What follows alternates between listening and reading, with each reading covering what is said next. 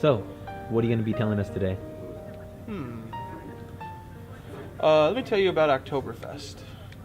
I was at Oktoberfest 2 years ago, and it was for a friend. I'm friends with her whole family, pretty much.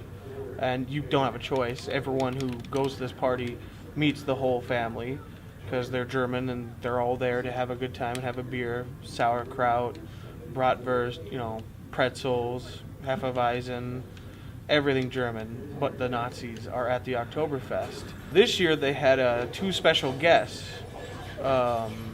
underage bros who came to come drink. And at first they were really cool. We don't know how they got invited because they were underage, but they showed up and started drinking, and they were a good time. They were a laugh and a half.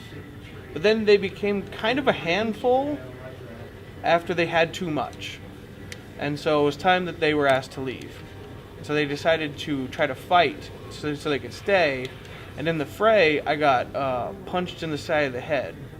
I think it was by my friend's dad, but I didn't want to say anything because he let me in his house. So I didn't want to, why'd you punch me in the head, So I just let it go. I just grabbed one of the dudes, and and then my friend's dad grabbed the other dude. We just dragged him out, threw him on the street, and that was it. So we thought. Those two were really drunk, and they started arguing with each other about how it was they became to be thrown out. And they started fist fighting out there, and one of them got hit really hard. His head smacked against the concrete. It's pretty funny, actually, because, fuck those guys. But what ended up happening was we thought he might be concussed. So then in comes Kurtis, my friend Kurtis. He played Captain Save-A-Ho this day, or Captain Save-A-Bro, if you will. That was pretty clever. Anyways, Captain Save-A-Bro. And he is a musician by trade. Very, very talented bass player. Go ahead, musicians make jokes about that.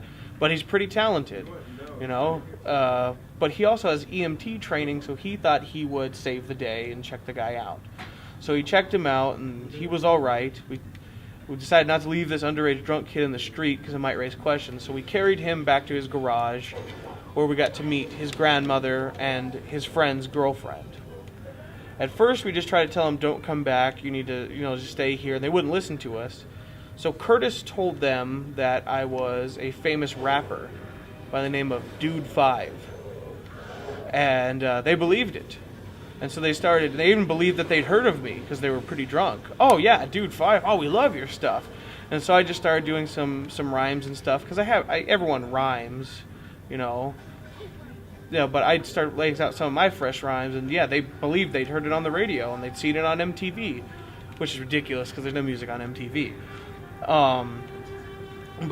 So then it started becoming things like, hey guys, you need to take it easy on your drinking, you need to not fight each other, and they're, oh yeah, you gotta listen to Dude 5, he's seen it all, he's from the streets.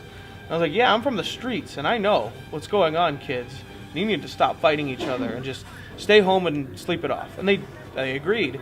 And then I told them, you shouldn't fight with your friends. Your friends are all you've got in this world. And so they happily agreed to not fight, and they stood up and shook hands. And then me and Kurtis decided, maybe we should get out of here. Then they looked at each other, and the first one said, hey, bro, pray with me, bro. So they started praying. And the second bro said, I love you, bro, give me a hug. And so they started hugging.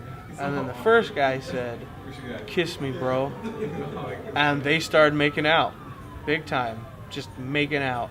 The dude's girlfriend looked pretty disappointed. The grandmother just kind of went in the house and said, forget this, I don't want to watch this. Don't want to watch you two make out. And me and Kurtis just kind of nodded and, left. The beautiful thing about it is that right as soon as they started making out, bands started playing on the radio. We'll call them Quarterback. And the radio goes something like, check out this photograph, looking at it makes me laugh. We'll say that, so you don't know exactly what song it is. But it started playing as soon as they started making out. And it was hilarious. We were trying really hard not to laugh. And then I realized later the true beauty of it was that these guys probably always wanted to make out. And that's why they're always so rough with each other and fighting, is because they loved each other, and that's beautiful. So I hit on the dude's girlfriend on the way out, went back to the party, and had a couple more beers. True story.